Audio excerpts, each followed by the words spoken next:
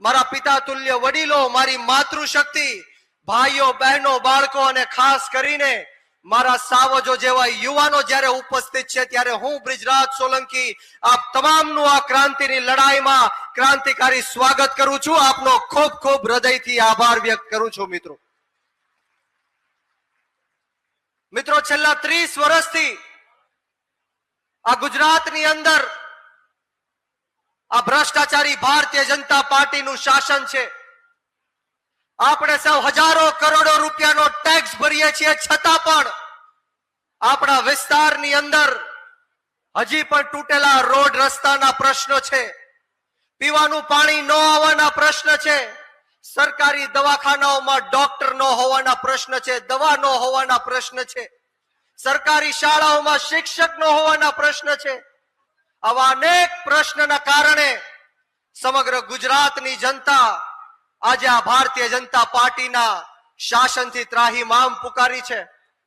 દુઃખ સાથે કહેવું પડે કે આ ગુજરાતની અંદર એક વર્ષમાં એટલે કે 365 દિવસમાં 9000 કરતા પણ વધારે નિર્દોષ ગુજરાતીઓએ આત્મહત્યા કરી છે.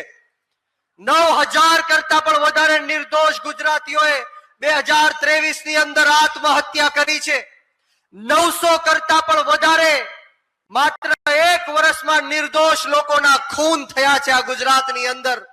દુઃખ સાથે કહેવું પડે કે ગઈકાલે જ આંતરરાષ્ટ્રીય મહિલા દિવસ હતો, પરંતુ આ ગુજરાતની અંદર માત્ર એક વર્ષમાં એટલે કે 365 દિવસમાં 2200 કરતા પણ વધારે દીકરીઓ સાથે રેપના બનાવ આ ગુજરાતની અંદર બને છે. આવા અનેક મુદ્દાઓના કારણે આજે ખેડૂતો, યુવાનો, રત્ન કલાકારો, મજૂર વર્ગના લોકો આમ આદમી પાર્ટીની સાથે જોડાય છે. દરેક દિવસે હજારો લોકો આપણે સોશિયલ મીડિયાના માધ્યમથી જોઈએ છીએ કે આમ આદમી પાર્ટીને સમર્થન આપે છે, આમ આદમી પાર્ટીમાં જોડાય છે, અરવિંદ કેજરીવાલ સાહેબની સાથે જોડાય છે.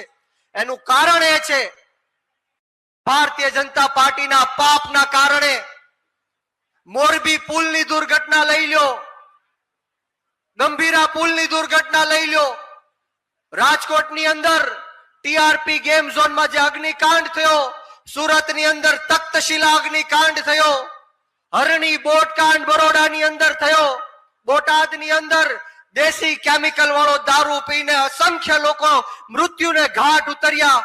આ બધું જો કોઈના પાપના કારણે થયું હોય, બધું જો કોઈના ભ્રષ્ટાચારના કારણે થયું હોય તો એનો જવાબદાર માત્ર ને માત્ર ભારતીય જનતા પાર્ટીના નેતાઓ છે. અને આવનારી જે જિલ્લા પંચાયત અને તાલુકા પંચાયતની ચૂંટણીઓ આવે છે ત્યારે આપણે સૌએ આ ભારતીય જનતા પાર્ટીને જડબા તોડ જવાબ દેવાનો છે. મિત્રો, મારે આ કાર્યકર્તા મિત્રોને કહેવું છે કે આપણે સૌએ સાથે મળીને નાત જાત ભેદભાવ ભાષા ધર્મ જ્ઞાતિ જાતિ બધું જ ભૂલીને આપણે લોકો વચ્ચે જવાનું છે. લોકો વચ્ચે જે દિલ્હી અને પંજાબની અંદર કામો થયા છે અને એક એક ઘર સુધી પહોંચાડવાના છે. આજે હું તમને વિશ્વાસ આપવા આવ્યો છું, ખાતરી આપવા આવ્યો છું કે 2022 ની અંદર આમ આદમી પાર્ટીને 41 લાખ કરતા પણ વધારે મત મળ્યા, 5 ધારાસભ્યો ચૂંટાણા. આવનારી જે 2027 ની વિધાનસભાની ચૂંટણીઓ આવી છે ત્યારે કોઈના બાપની તાકાત નથી કે આમ આદમી પાર્ટીની સરકાર બનતા રોકી શકે. એનું તાજે તાજું ઉદાહરણ આપણે વિસાવદરની ચૂંટણી જોઈ. ભારતીય જનતા પાર્ટીને જો કોઈ હરાવી શકે તો એનું નામ આમ આદમી પાર્ટી છે. હું તમામ કાર્યકર્તા મિત્રોને કહેવા માંગીશ કે આપણે માત્ર 41 લાખ વોટરો સુધી પહોંચવાનું છે. જે 41 લાખ મતદારોએ આમ આદમી પાર્ટીને 2022માં મત આપ્યા છે એમની પાસેથી ખાલી એમના ઘરના 4 મત નખાવજો. આ ભારતીય જનતા પાર્ટી 1,20,00,000 મતે સરકારે બનાવી છે ત્યારે ખાલી માત્ર 41 લાખ આપણા વોટરો એમના ઘરના 4 મત આમ આદમી પાર્ટીમાં અપાવશે ત્યારે આમ આદમી પાર્ટીની સરકાર બનશે. મિત્રો, આપણે કોઈ હતાશ થવાની જરૂર નથી, આપણે કોઈ નિરાશ થવાની જરૂર નથી. હું હર હંમેશ કહું છું કે લહેરો સે ડરકર नौका कभी पार नहीं होती, लहरों से डरकर नौका कभी पार नहीं होती, और कोशिश करने वालों की कभी हार नहीं होती।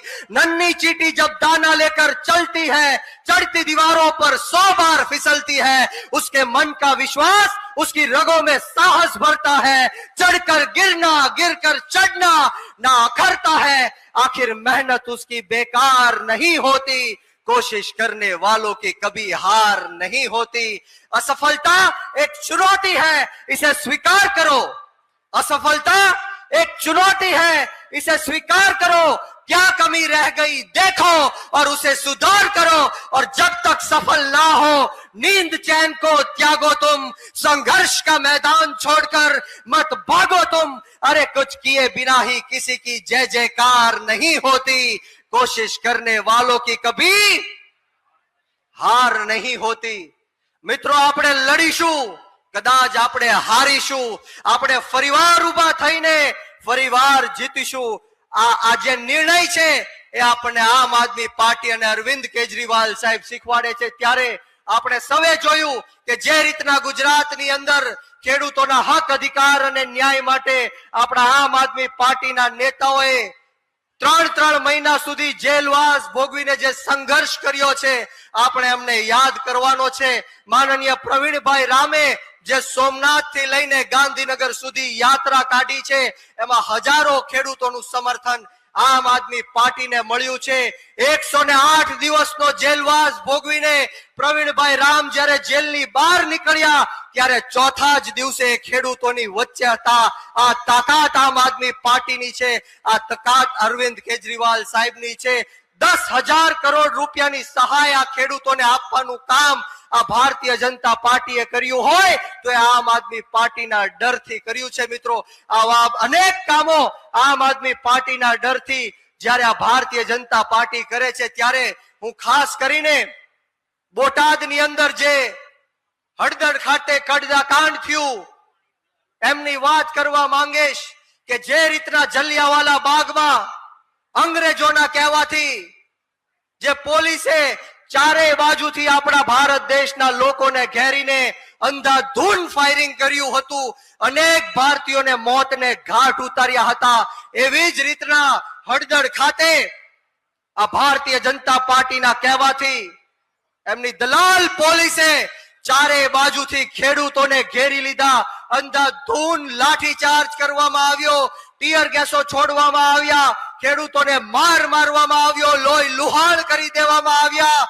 અનેક યાતનાઓ આપવામાં આવી। એ બધી વાત તો દૂરની રહી, પરંતુ ખેડૂતોના ઘરમાં ઘૂસીને ખેડૂતોની માતા બહેનોને જે લોહી લુહાણ કરવાનું કામ કર્યું છે, મારવાનું કામ કર્યું છે, ગાળો આપવાનું કામ કર્યું છે, ત્યારે આપણે સૌએ આપણી આત્મા જગાડવાની જરૂર છે કે જે રીતના અન્યાય ને અત્યાચાર આમ આદમી પાર્ટીના નેતાઓ ઉપર થાય છે, માનનીય ચૈતરભાઈ વસાવાને જેલની અંદર પૂરવામાં આવ્યા, યુવરાજસિંહને જેલની અંદર પૂરવામાં આવ્યા, આપણા પ્રવીણભાઈ રામને જેલની અંદર પૂરવામાં આવ્યા, આપણા અરવિંદ કેજરીવાલ સાહેબ હોય, મનીષ સિસોદિયા સાહેબ હોય, સત્યેન્દ્ર જૈનજી હોય, આ તમામ નેતાઓને જે જેલની અંદર પૂરવાનું કામ કર્યું છે, પરંતુ આ જાહેર મંચ ઉપરથી આ ભારતીય જનતા પાર્ટીના નેતાઓને કહેવા માંગીશ કે આમ આદમી પાર્ટી આંદોલનની કોખમાંથી જન્મેલી પાર્ટી છે। અમે ગરમ તપતી ભઠ્ઠીમાંથી નીકળેલા લોકો છીએ, અમે કોઈનાથી ડરવાના કે ઝૂકવાના નથી। વિશેષ વાતો નથી કરવી। આપ સૌએ જે મને શાંતિથી સાંભળ્યો તે બદલ તમામનો આ તકે હું ખૂબ ખૂબ આભાર વ્યક્ત કરું છું, ને એટલું સુંદર મજાનું આયોજન જે આયોજક મિત્રોએ કર્યું છે તે બદલ એમનો પણ આ તકે ખૂબ ખૂબ આભાર વ્યક્ત કરું છું। ને આવો સાથ સહકાર અને પ્રેમ આપ સૌ આમ આદમી પાર્ટીને આપતા રહો એવી માતાજી ઈશ્વરના ચરણોમાં પ્રાર્થના સાથે આપ સૌને બ્રિજરાજ સોલંકીના જય હિન્દ, જય ભારત, જય જય ગરવી ગુજરાત।